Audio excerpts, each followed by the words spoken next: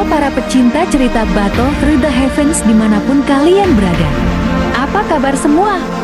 Semoga dalam keadaan baik-baik saja dan dilimpahkan rezeki yang besar. Amin.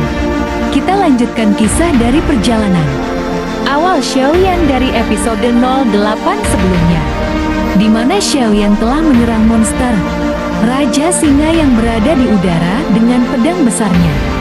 Silakan siapkan kopi dan cemilan kalian dan tanpa berlama-lama lagi, mari kita lanjut episode 09 ini. Selanjutnya Xiaoyan langsung terjatuh pingsan dan Yunji segera menyelamatkannya. Singkat cerita, hari pun berganti dan Xiaoyan terlihat baru saja tersadar dari pingsannya. Xiaoyan pun menyadari bahwa Yunji juga telah meninggalkannya pergi dan meninggalkan sebuah armor untuk Xiaoyan. Di sisi lain, di kejauhan tampak Yunji pun terlihat senang karena dia telah merasakan sebuah perasaan yang aneh dari seorang pria. Yunji pun berharap dalam hatinya bahwa suatu saat nanti dia dapat bertemu kembali dengan Yaoyan atau Xiaoyan. Sementara itu, Xiaoyan saat ini terkejut karena merasakan bahwa kekuatannya telah meningkat 2 tingkat. Dengan begitu, maka kekuatan Xiaoyan pada saat ini telah mencapai Dushi bintang 9, tapi Xiaoyan tampak murung saat ini karena Yunji telah meninggalkannya di saat Xiaoyan sedang pingsan dan tanpa meninggalkan pesan apapun. Namun di saat murung tersebut, tiba-tiba Yaolao keluar dari dalam cincin dan tertawa terbahak. Setelah itu Yaolao menceritakan kejadian kemarin kepada Xiaoyan saat Xiaoyan jatuh pingsan demi membantu Yunji. Ya, pada saat itu Yunji semalaman merawat Xiaoyan yang ternyata hampir mati. Dengan lembut Yunji memeluk tubuh Xiaoyan dari belakang dan menyalurkan doki energi ungu ke dalam tubuh Xiaoyan, sehingga Xiaoyan berangsur-angsur mulai pulih. Lalu sebelum Xiaoyan tersadar, Yunji meletakkan armornya di samping Xiaoyan sambil berkata, "Semoga kita bisa bertemu lagi di lain waktu." Selain pakaian armor yang ditinggalkan oleh Yunji, dia juga meninggalkan kenangan gulungan teknik bela diri yang bernama Do Kelas Xuan atau langkah meledak saat Xiaoyan sedang termenung memikirkan Yunji. Sambil memegang gulungan tersebut, seketika Yaolao merampas dan segera membuka gulungan tersebut yang ternyata setelah dibaca oleh Yaolao isinya tidaklah buruk. Yaolao menggumam sambil berkata kepada Xiaoyan, "Meskipun kau telah melewati 2 level dan mencapai bintang ke-9 saat ini, tetapi menurut Yaolao pondasi, Xiaoyan masihlah goyah dan masih perlu berlatih lebih keras lagi jika ingin mengalahkan musuh." Segera Xiaoyan bersemangat dan meminta gurunya, Yaolao, untuk segera mengajarinya teknik langkah meledak atau Do Kelas Xuan tersebut pada saat itu juga. Seketika Yaolao menggumam, "Ternyata kau lebih cemas daripada aku." Dan Xiaoyan kembali berkata, "Guru, ayolah ajari aku segera." Maka Yaolao pun segera bersiap-siap mencontohkan gerakan teknik langkah meledak atau Do Kelas Xuan tersebut dengan tujuan agar Xiaoyan mempraktekannya untuk berlatih dan segera menguasainya. Seketika Xiaoyan tercengang setelah melihat jurus yang dipraktekkan oleh gurunya Yaolao. Yaolao pun seperti biasa tertawa terbahak, lalu segera berkata, "Saat kau mencampurkan teknik langkah meledak atau Do Kelas Xuan dengan teknik ledakan oktan juga dengan kekuatan bintang 9 kali Yaoyan, maka itu benar-benar merupakan combo eksplosif dalam pertempuran jarak dekat," ujar Yaolao kepada Xiaoyan. Xiaoyan mengguman iya, mengucapkan terima kasih kepada Yunji yang telah memberinya teknik yang kuat itu. Yaolao juga berkata, wanita itu mungkin telah sekali memurnikan Amethyst Essence Xiaoyan. Tetapi jika Xiaoyan tidak mengendalikan api ungu, topan di tubuh Xiaoyan akan langsung meledak, dan Raja Singa bersayap kecubung bisa naik ke tingkat berikutnya karena konstitusinya yang kokoh. Jadi dia tidak dirugikan dengan kehilangan esensi api ungu tersebut. Dan Xiaoyan pun jika mengandalkan api ungu untuk menjadi doshi, maka Xiaoyan hanya akan menjadi tumpukan abu, ujar Youlao menjelaskan. Xiaoyan terkejut dan dengan nada panik bertanya kepada Youlao, apakah cairan ungu di tubuhku ternyata adalah racun selama ini? Youlao segera menjawab, jangan khawatir. Yang terpenting dalam bulan ini, kau harus dapat membunuh lebih dari 5 binatang ajaib tingkat 1. Karena hanya dengan banyaknya pertarungan maka hal itulah caranya yang dapat menstabilkan doki yang goyah pada tubuhmu. Kalau tidak, maka jangan harap jika kau bertemu dengan api surgawi di masa depan. Kau bahkan tak dapat memenuhi syarat untuk menelannya, ujar Youlao kepada Xiaoyan. Xiaoyan menghela nafas. Dan dengan penuh semangat dia berkata, jangankan 10 binatang ajaib bintang. 1 pun akan Xiaoyan bantai, ujarnya dengan sedikit rada sombong. Hehe. Omong kosong, ujar Youlao sedikit marah. Xiaoyan pun tertunduk dan berkata, maaf guru.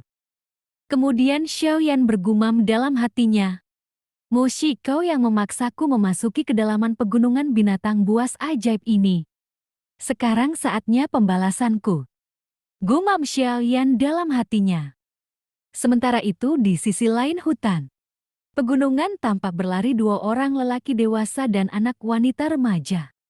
Saat berlari tersebut si wanita berteriak kepada lelaki dewasa yang berlari lebih dulu di depannya. Kak Gang, aku sudah tidak kuat, ujarnya sambil terus berlari tegopoh. Lelaki yang ternyata bernama Kak Gang tersebut menoleh dan menjawab, Ling'er, jangan berhenti. Kita tidak bisa menyerahkan begitu saja harta kita kepada anggota kepala serigala. Ternyata pada saat itu mereka berdua sedang dikejar oleh serombongan berkuda anak buah dari tentara bayaran kepala serigala. Dan pada saat itu pula Ling'er terjatuh karena tenaganya sudah benar-benar habis. Seketika Kak Gang berbalik dan memapah tubuh Ling'er. Dan Ling'er pun berkata, Kak Gang, tinggalkan aku di sini, selamatkan hartanya, dan kembali kepada Qingye. Namun Kak Gang tetap memilih menghadapi para pemburunya. Kak Gang pun menghunus pedangnya dan segera berteriak, hai, keluarlah jika menginginkan hartaku, jangan bersembunyi.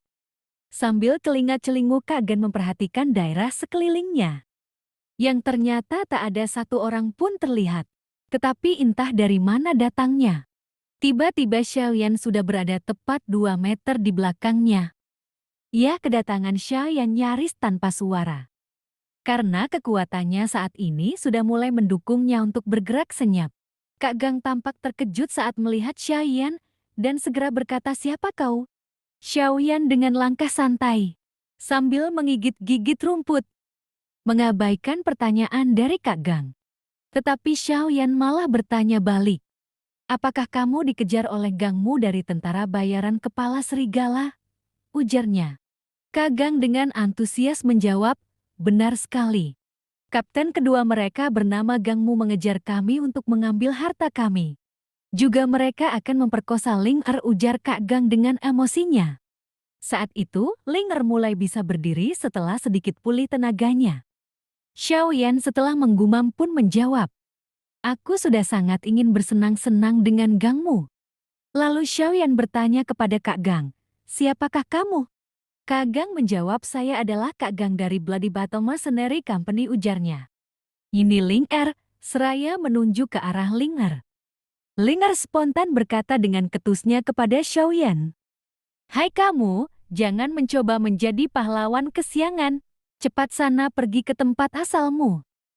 Tentara bayaran kepala serigala. Tidak sesederhana yang kau pikirkan, ujar Ling'er, sambil memasang muka cemberutnya kepada Xiaoyan. Ling'er pun tak lupa memarahi Kak Gang, karena tidak mau pergi meninggalkannya untuk menyelamatkan harta mereka. Namun bersamaan dengan itu, suara gemuruh kaki kuda dari kejauhan semakin mendekat menuju arah mereka. Seketika Xiaoyan menggumam, ternyata mereka tepat waktu.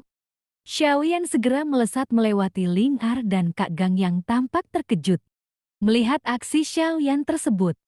Ling Er menguman bocah konyol ini akan menyerahkan hidupnya begitu saja. Segera Ling Er memerintahkan Kak Gang untuk menyelamatkan Xiaoyan agar tidak mati sia-sia. Baiklah, ujar Kak Gang, mari kita selamatkan dia. Sambil berlari mengejar Xiaoyan, Ling Er pun ikut berlari menyusul di belakangnya. Adegan beralih di mana rombongan berkuda dicegat oleh Xiaoyan dan disikat satu persatu oleh Xiaoyan dengan masing-masing sekali pukulan. Dan ternyata, hanya pemimpin rombongan tersebut yang masih bisa bangkit dan segera bertanya kepada Xiaoyan, siapa kau? Beraninya beradu tulang denganku, seraya meludah ke tanah. Xiaoyan mengabaikan dan berkata, jati kau yang bernama Gangmu? Bajingan kau, ujar Gangmu. Kau pikir kau memenuhi syarat memanggil namaku? Seketika Gangmu menyerang Xiaoyan. Xiaoyan tampak tenang saja dan menerima semua pukulan dari Gangmu yang ternyata terasa seperti pukulan anak kecil di tubuh Xiaoyan. Pada saat itu pula Kak Gang dan Ling Er tiba dan melihat semua hal yang terjadi di depan mereka. Perkelahian Xiaoyan dan rombongan Gangmu. Ling Er bergumam kepada Kak Gang, aku meremehkan dia. Ternyata dia lebih dari yang kubayangkan, ujarnya kepada Kak Gang.